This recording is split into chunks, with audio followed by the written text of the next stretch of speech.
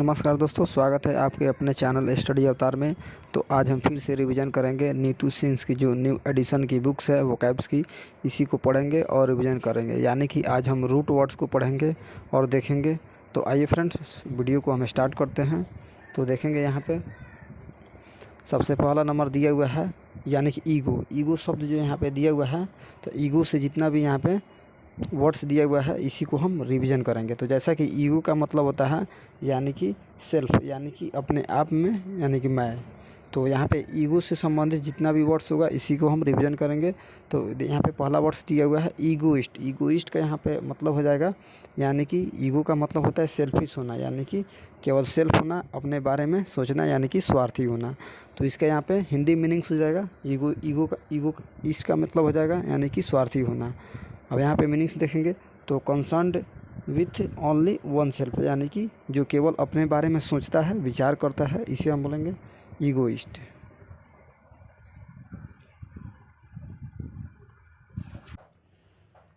Next अगला words में दिया हुआ है ईगोटिस्ट, यानी कि ईगोटिस्ट का मतलब हो जाएगा यानी कि डींगे मारने वाला, यानी कि ऐसा व्यक्ति जो केवल हवाई बातें करता हो, इसे हम बोलेंगे यानी कि ईगोटिस्ट। तो one who loves talking about one self या बोस्टफुल, यानी कि ऐसा व्यक्ति जो डींगे मारता हो, यानी कि हवाई बातें करता हो, इसको यानी कि वन वर्ड हो जाएगा यहाँ पे ईगोटिस्ट।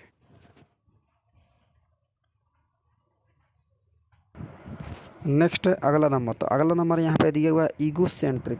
तो ईगोसेंट्रिक का यहाँ पे मीनिंग्स हो जाएगा फ्रेंड्स, यहाँ पे देखेंगे ईगोसेंट्रिक। तो इसका मीनिंग्स हो जाएगा ईगोसेंट्रिक का सिर्फ अपने बारे में, यानी कि सोचने वाला, केवल स्वार्थी हो, अपने बारे में केवल सोचता है, इसे हम बोलेंगे ईगोसेंट्रिक। यानी कि one who limits one's self to one's own needs, यानी कि केवल अपने ज़रूरतमंदों को पूरा करने वाला, केवल अपने बारे में सोचने वाला, इसे हम बोलेंगे ईगोसेंट्रिक, यानी कि सेल्फनेस। नेक्स्ट दिया है ईगोमेनिया। तो यहाँ पे ईगोमेनिया का यहाँ पे अर्थ हो जाएगा, यानी कि मेनिया का अर्थ होता है सनक, यानी कि अत्यधिक स्वार्थी, एक्सट्रीम सेल्फनिसनेस, यानी कि जो अत्यधिक स्वार्थी हो, इसे हम बोलेंगे यानी कि ईगोमेनिया। नेक्स्ट है अल्टर ईगो। अल्टर ईगो का यहाँ पे अर्थ हो जाएगा अल्टर मिस, यानी कि अदर। अब देखेंगे इसका अर्थ, देखेंगे अल्टर ईगो का। तो यहाँ पे अल्टर ईगो का अर्थ हो जाएगा व्यक्तित्व का दूसरा पहलू, यानी कि सच्चा दोस्त। जिसका दूसरा पहलू कौन सा होता है, यानी कि सच्चा दोस्त होता है, एक सही मित्र होता है। तो इसका मीनिंग्स देखेंगे the other sides of one's personality of trusted friends, यानी कि दूसरा कोई साथी होता है तो वो होता है दोस्त होता है, यानी कि फ्रेंड्स होता है। नेक्स्ट है ईगो ट्रिप। तो यहाँ पे ईगो ट्रिप का अर्थ हो जाएगा स्वार्थपूर्ण व्यक्ति कार्य की तृप्ति, यानी कि an act of course of action that enhanced on and selfish one's ego, यानी कि जो केवल स्वार्थपूर्ण कार्य की तृप्ति करता हो, केवल स्वार्थी कार्य करता हो, इसे हम बोलेंगे यानी कि ईगो ट्रिप। नेक्स्ट देखेंगे अगला,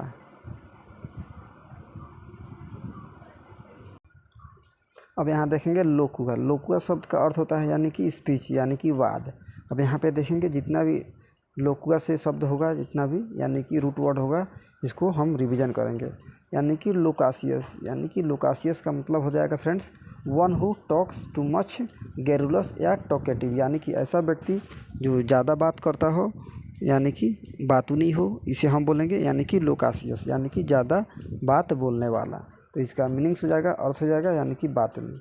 अब नेक्स्ट देखेंगे सोलिलोकी। इसका अर्थ हो जाएगा सोलिलोकी का, यानी सोली का अर्थ होता है फ्रेंड्स यानी कि सिंगल होना, अकेला होना, यानी कि एलोन होना। अब देखेंगे इसका मीनिंग्स हो जाएगा यानी कि सोलिलोकी का the act of talking to one self, यानी कि जो केवल अकेले में बात करता हो, इसे हम बोलेंगे सोलिलोकी। यानी कि इसका अर्थ हो जाएगा स्वयं से बात करना, यानी कि स्वयंवाद करना। नेक्स्ट सोमनीलोक्विस्ट। अब इसका अर्थ हो जाएगा सोमनीलोक्विस्ट का अर्थ हो जाएगा यानी कि सोमना का अर्थ होता है फ्रेंड्स यानी कि नींद में होना, यानी कि स्लीप में होना।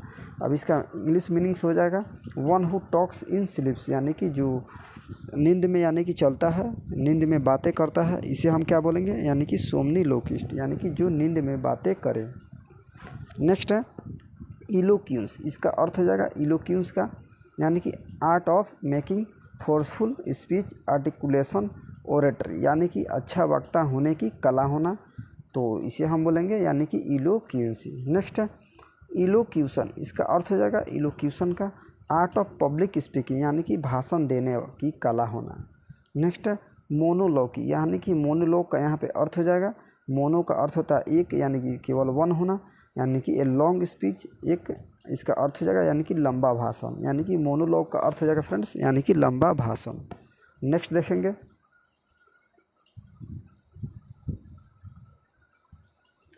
तो यहाँ पे अगला दिया हुआ है वोर, यानी कि जितना भी वोर से शब्द होगा सभी को हम देखेंगे। तो यहाँ पे वोरासियस, इसका रूट वर्ड्स में देखेंगे यानी कि वोरासियस, तो वोरासियस का अर्थ हो जाएगा ऑफ ह्यूग एपेटिट गवर्नमेंट, यानी कि जो व्यक्ति ज़्यादा मात्रा में भोजन को लेता हो इसे क्या बोलेंगे यानी कि पेटू, इसका अर्थ हो जाएगा। अब नेक्स्ट है डिवोर, डिवोर का यहाँ पे अर्थ हो जाएगा to eat something quickly because you are very hungry, यानी कि जो ज़्यादा भूखा हो, यानी कि जो जल्दी जल्दी खाना पसंद करता हो, इसे हम क्या बोलेंगे यानी कि डिवोर, यानी कि जल्दी जल्दी खाना। नेक्स्ट है सेवोर, सेवोर का यहाँ पे अर्थ हो जाएगा टेस्ट और drink and enjoy to the full, यानी कि लुत्फ़ उठाना, अच्छा खाना का पेय का यानी अच्छे खाने का लुत्फ़ उठाना, मज़े से खाना। नेक्स्ट हर्बीवोर, यानी कि इसका अर्थ हो जाएगा हर्बीवोर का हर्ब से, यानी कि हर्ब का अर्थ होता है फ्रेंड्स यानी कि वेजिटेशन, यानी कि वनस्पति से संबंधित। अब इसका अर्थ हो जाएगा दैट इट्स प्लांट्स, यानी कि जो पेड़ पौधों से संबंधित भोजन करता हो इसे हम बोलेंगे हर्बीवोर, यानी कि शाकाहारी। नेक्स्ट कार्निवोर, यानी कि कार्निवोर का यहाँ पे अर्थ हो जाएगा फ्रेंड्स, कार्नि का अर्थ होता है यानी कि मीन्स फ्लेश, यानी कि मांस को खाना, यानी कि मांस भक्षी। अब देखेंगे इसका मीनिंग्स हो जाएगा दैट इट्स फ्लेश, यानी कि मांसाहारी, जो मांस को खाता है इसे क्या बोलेंगे यानी कि मांसाहारी। नेक्स्ट ग्रेमिनीवोर, इसका अर्थ हो जाएगा, ग्रेमनी का अर्थ होता है फ्रेंड्स यानी कि ग्रेमनी मीन्स होता है घास। अब इसका मीनिंग्स हो जाएगा दैट इट्स ग्रास, यानी कि घास भक्षी, जो घास को खाता हो क्या बोलेंगे इसे यानी कि ग्रेमनीवोर। नेक्स्ट फ्रूगीवोर, फ्रूगीवोर का यहाँ पे अर्थ हो जाएगा, फ्रूग का यहाँ पे अर्थ होता है फ्रेंड्स यानी कि फल, यानी कि दैट इट्स फ्रूट, यानी कि जो फल को खाता है इसे क्या बोलेंगे फ्रूगीवोर, यानी कि फल भक्षी।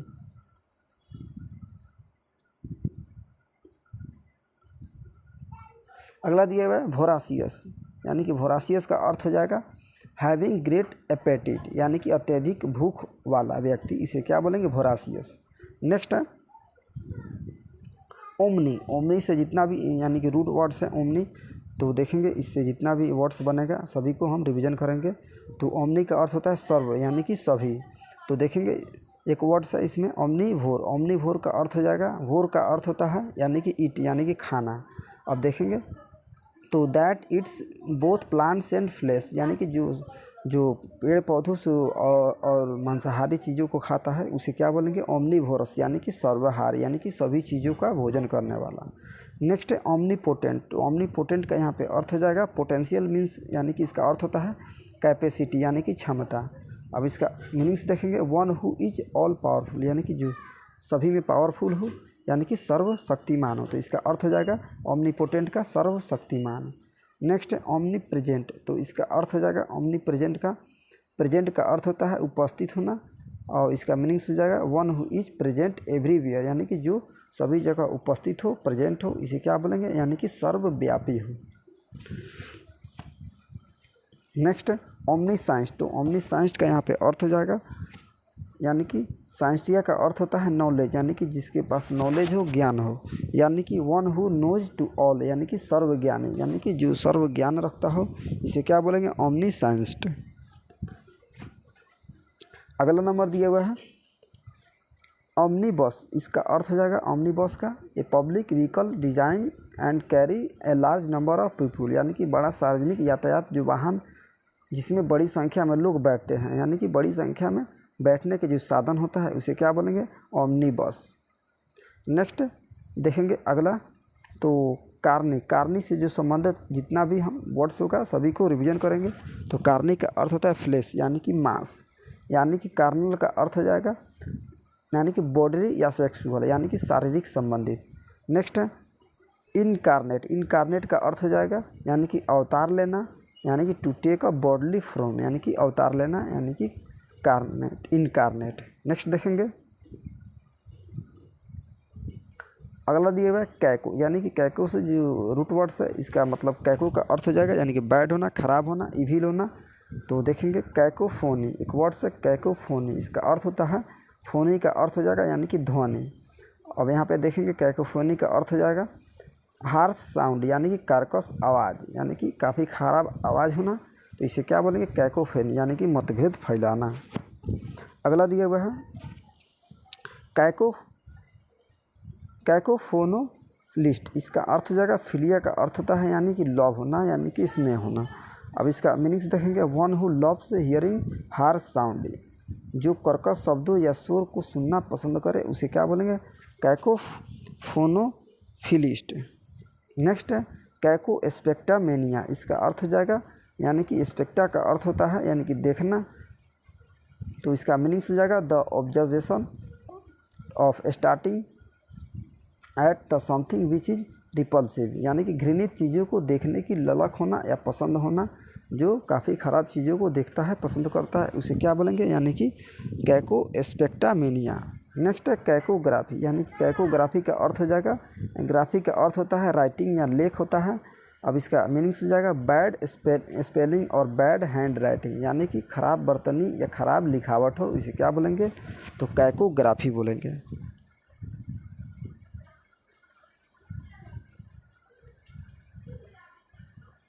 नेक्स्ट देखेंगे अगला दिया हुआ है कैको, यानी कैको का अर्थ होता है यानी इविल होना, खराब होना। तो देखेंगे कैकोलॉजी, एक वर्ड से इसका कैकोलॉजी। तो कैकोलॉजी यानी कि लॉजी शब्द का होता है स्टडी, यानी कि पढ़ना। अब देखेंगे कैकोलॉजी में मीनिंग्स इसका क्या होता हो जाएगा तो बैड वॉइस ऑफ वर्ड्स, यानी कि खराब शब्दों का चयन करना। अगला दिया हुआ है कैकोडेमोन, इसका अर्थ हो जाएगा यानी कि डेमोन का अर्थ होता है यानी कि राक्षस होना, स्पिरिट होना, काफ़ी ख़राब होना, यानी कि एन इविल स्पिरिट। तो यहाँ पे देखेंगे इसका अर्थ हो जाएगा कैकोडेमोन का अर्थ हो जाएगा यानी कि दुष्ट आत्मा। अगला है कैकोडेमोन मैनियाक, इसका अर्थ हो जाएगा मैनिया का अर्थ होता है सनक होना, यानी कि पागलपन होना। अब इसका मीनिंग्स देखेंगे that is control by an evil spirit, यानी कि दुष्ट या आत्मा के वश में होना, उसके वश में होना। अगला है कैकोथिस, इसका अर्थ हो जाएगा कैकोइथिस का इथोस का अर्थ होता है चरित्र में होना, कैरेक्टर में होना, यानी कि एन इंसैटिएबल डिजायर, यानी कि सनक होना, काफ़ी ललक होना। नेक्स्ट कैकोडर्मा, यानी कि इसका अर्थ होता है कैकोडर्मा का, डर्मा का अर्थ हो जाएगा यहाँ पे स्किन होना, यानी कि चर्म से संबंधित होना, यानी कि यहाँ पे देखेंगे बैड स्किन, यानी काफ़ी ख़राब स्किन होना, यानी कि ख़राब चमड़ी होनी। अगला है कैकोनिम, यानी कि कैकोनिम का यहाँ पे अर्थ हो जाएगा, निम का अर्थ होता है नेम, यानी कि नाम से संबंधित, एन इरेनियस नेम, यानी कि त्रुटिपूर्ण नाम। नेक्स्ट कैकोडोमेनिया, इसका अर्थ हो जाएगा कैकोडोंटिया का अर्थ होता है डेंटो का अर्थ हो जाएगा दांत, यानी कि दांत से संबंधित, यानी कि बैड टीथ, इसका अर्थ हो जाएगा। अब इस वर्ड्स का अर्थ देखेंगे तो खराब दांत, यानी कि खराब द बैड टीथ होना।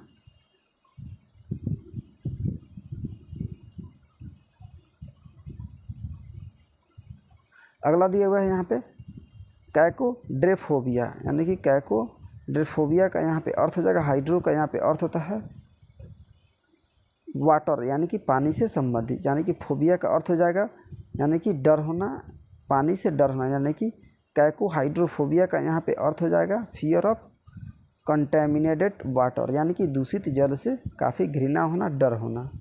अगला दिया हुआ है कैकोडोरस, कैकोडोरस का यहाँ पे अर्थ हो जाएगा तो यहाँ पे ऑडोर का अर्थ होता है यानी कि स्मेल होना, गंध होना।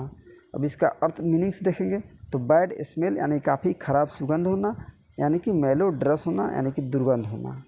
अगला है कैकोजेंट, कैकोजेंट का अर्थ हो जाएगा यानी कि जेन का अर्थ होता है प्रोड्यूसर, यानी कि निर्माता। अब इसका मीनिंग्स देखेंगे तो एंटी सोशल पर्सन, यानी कि असामाजिक तत्व। अगला है मेल से संबंधित जितना भी वर्ड्स होगा, रूट वर्ड्स होगा, हम देखेंगे। इसका अर्थ होता है यानी कि बैड, यानी कि खराब।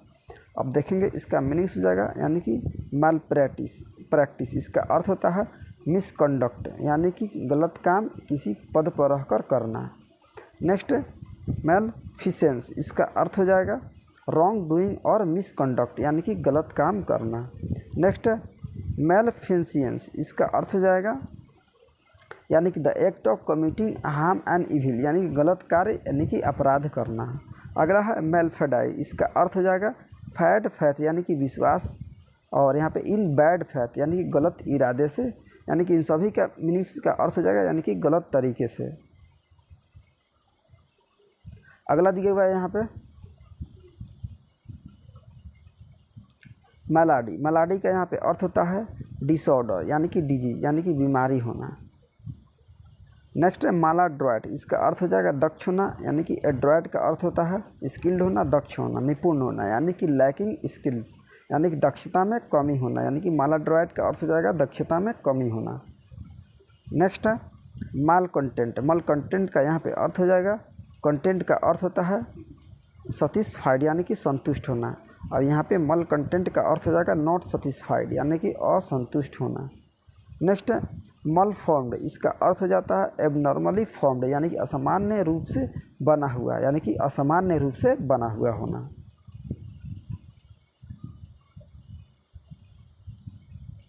अगला रूट वर्ड दिया हुआ है यानी कि यही है, तो मल नॉरिश्ड, इसका अर्थ हो जाएगा यानी कि इनएडिक्वेटली नॉरिश्ड यानी कि कुपोषित, इसका अर्थ हो जाएगा। अगला है मालाड्रोस, मालाड्रोस का अर्थ हो जाएगा यानी कि ऑर्डर का अर्थ होता है स्मेल या दुर्गंध यानी कि बैड स्मेल यानी कि काफ़ी दुर्गंध होना। अगला है मालपोर्ट, इसका अर्थ हो जाएगा मेलेपोर्ट का यानी कि इम्पुडेंटली बोल्ड यानी कि बेशर्मी भरा साहसी। अगला है मेल ट्रीट, इसका अर्थ हो जाएगा बर्ताव करना यानी कि ट्रीट का अर्थ होता है बर्ताव करना। अब इसका मीनिंग्स देखेंगे, द ट्रीट क्रूअल्टी, क्रूअली यानी कि बुरा तरीके से बर्ताव करना यानी कि काफ़ी हॉटी होना, उदंडी होना। अगला है एबेसमल, एबेसमल का यहाँ पे अर्थ हो जाएगा वेरी बैड या पुअर क्वालिटी यानी कि बहुत बुरा या घटिया होना। अगला है सोमना, सोमना या रूट वर्ड्स है। अब देखेंगे सोमना का अर्थ होता है नींद में होना, स्लीप होना। अब इसका देखेंगे वर्ड्स देखेंगे, तो सोमनोलोक्विस्ट, इसका अर्थ हो जाएगा यानी कि लोकुआ का अर्थ होता है यानी कि स्पीच देना, वाद होना। अब इसका मीनिंग्स हो जाएगा one who talks in sleep यानी कि जो नींद में बात करे। अगला है सोमनाम्बुलिस्ट, इसका अर्थ हो जाता है एम्बल का अर्थ हो जाएगा यानी कि वॉक ल्यूसियोरली और स्ट्रॉल यानी कि टहलना। अब इसका मीनिंग्स हो जाएगा one who walks in sleep यानी कि जो सोते हुए यानी कि चले घूमे यानी कि जो नींद में चले उसे हम बोलेंगे सोमनाम्बुलिस्ट। नेक्स्ट है सोमनोलेटेंट, इसका अर्थ हो जाएगा सोमनोलेंट का यानी कि ड्रॉसी होना यानी कि हैवी विथ स्लीप यानी कि नींद से बोझिल होना, काफ़ी नींद में होना, गहरी नींद में होना।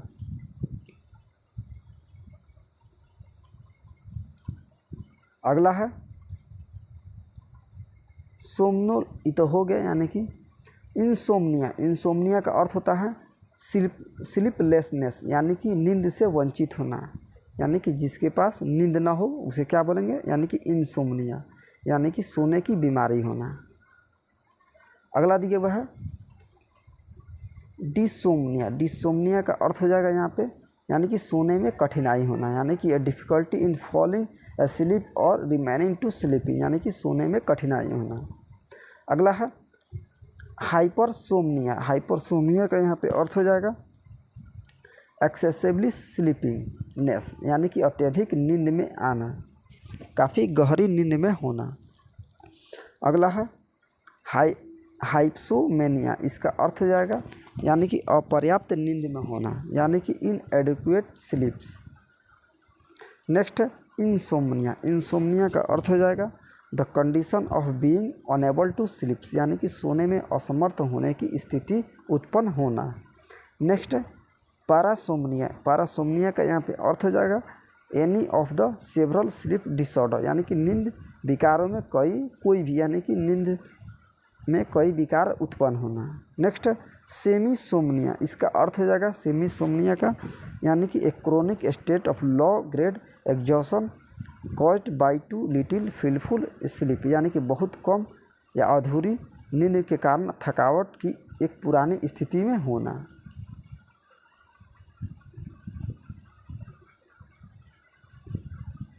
अगला दिया हुआ है सोमनाम्बुलिज्म, इसका अर्थ हो जाएगा सोमनाम्बुलिज्म का वॉकिंग टू इन स्लीप, यानी कि नींद में चलना। नेक्स्ट है सोमनाम्बुलिस्ट, इसका अर्थ होता है समवन वॉक्स इन स्लीप, यानी कि नींद में चलने वाला। नेक्स्ट है सोमनियल, सोमनियल का अर्थ हो जाएगा ऑफ है pertaining to sleep in dreams, यानी कि सोने या सपनों से संबंधित। नेक्स्ट है सोमनिलोक्यूज्म, इसका अर्थ होता है टॉकिंग इन स्लीप्स, यानी कि नींद में बात करना। नेक्स्ट है सोमनिलोक्विस्ट, इसका अर्थ हो जाएगा someone who talks whiles as sleep, यानी कि नींद में बड़बड़ाने वाला व्यक्ति। नेक्स्ट है सोमनिलेसेंस, इसका अर्थ हो जाएगा the state of being almost asleep, यानी कि निंद्रा की अवस्था में होना।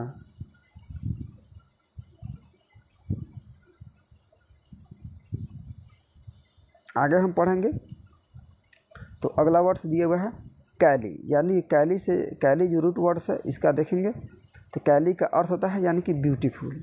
अब देखेंगे कैली से जितना भी वर्ड्स बनेगा इसको रिवीजन करेंगे। तो कैलीग्राफी, कैलीग्राफी का अर्थ होता है, ग्राफी का अर्थ हो जाएगा यानी कि राइटिंग, यानी कि लिखना। The art of being, art of beautiful hand writing, यानी कि सुंदर हस्तलेखन की कला, जिसे हम बोलेंगे कैलीग्राफी। अगला है कैलीपेडिया, कैलीपेडिया का यहाँ पे अर्थ हो जाएगा यानी कि पेडियोस का अर्थ होता है यानी कि बच्चा, यानी कि child. The desire to bear a beautiful child, यानी कि सुंदर बच्चा पैदा करने की इच्छा। नेक्स्ट है कैलीफोनी, कैलीफोनी का यहाँ पे अर्थ हो जाएगा, फोनी का अर्थ होता है यानी कि साउंड, यानी कि ध्वनि से संबंधित। द ब्यूटीफुल इलिजेंट साउंड यूफोनी, यानी कि मधुर ध्वनि होना। नेक्स्ट है डिस्पो, डिस्पो का यहाँ पे अर्थ हो जाएगा यानी कि अल्कोहलिक ड्रिंक्स, यानी कि शराब। तो यहाँ पे देखेंगे डिस्पो से जितना भी वर्ड्स बनेंगे सभी को रिवीजन करेंगे। तो डिस्पोमेनिया, डिस्पोमेनिया से यहाँ पे अर्थ हो जाएगा, मेनिया का अर्थ होता है यानी कि सनक होना, किसी कार्य करने की ललक होना, यानी कि शराब की लत होना, यानी कि an uncontrollable craving for alcoholic drinks, यानी कि शराब लेने की आदत होना, यानी कि सनक होना। अगला है डिस्पोफोबिया, यानी कि इसका अर्थ हो जाएगा डिस्पोफोबिया का, यानी फोबिया का अर्थ होता है यानी कि डरना। The fear of alcoholic drinks, यानी कि शराब से डरना।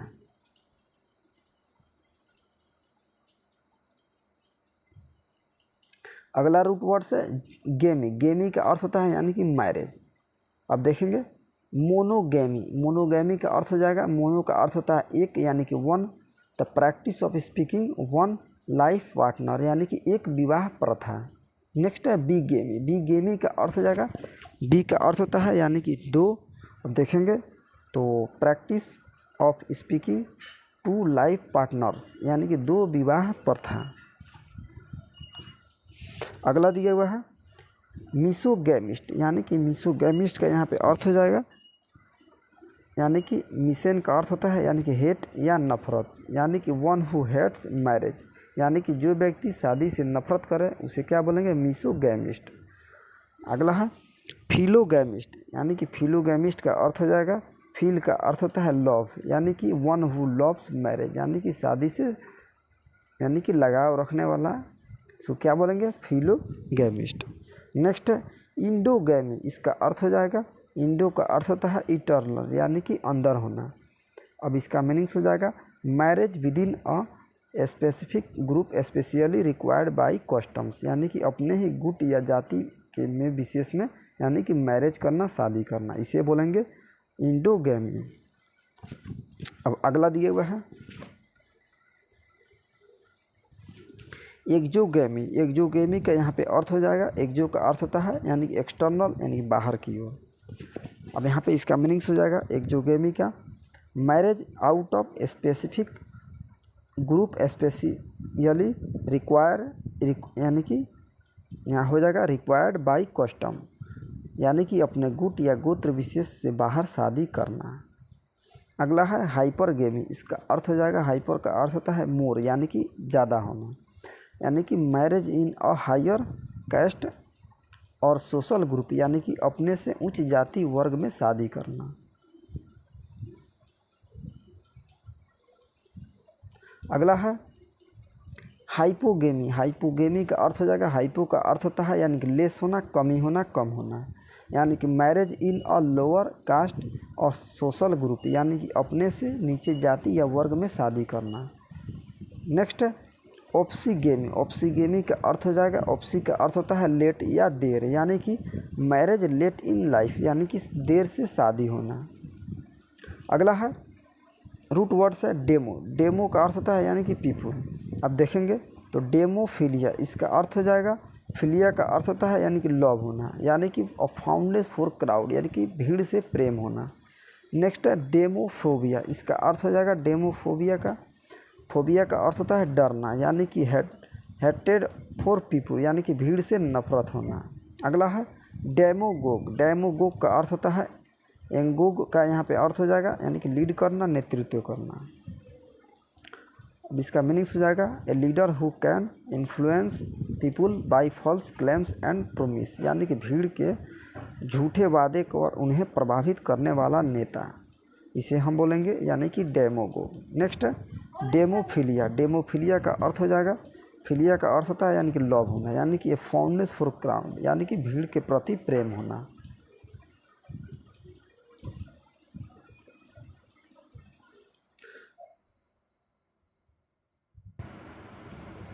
अब नेक्स्ट दिया हुआ है यहाँ पे डेमो। तो डेमो का अर्थ हो जाएगा यानी कि पीपुल।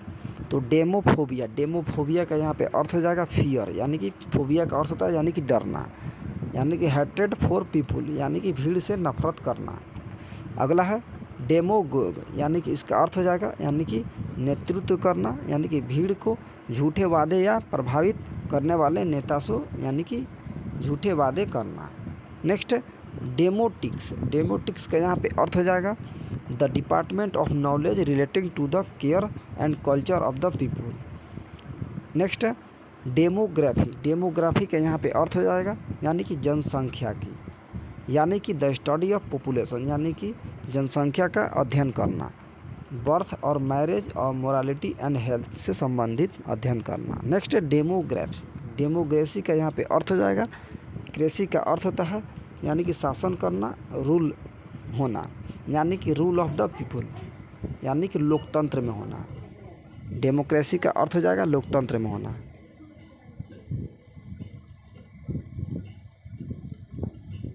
अगला है पेंडेमिक। इसका अर्थ हो जाएगा पेंडेमिक का, यानी कि पेन का अर्थ होता है यानी कि ऑल होना, सभी में होना, यानी कि a disease that spread over the whole world, यानी कि महामारी जैसे कोविड-19 हो गया, यानी कि सभी देशों में फैलना, इसे हम बोलेंगे पेंडेमिक। अगला है ईपीडेमिक। तो ईपीडेमिक का यहाँ पे अर्थ हो जाएगा ऊपर।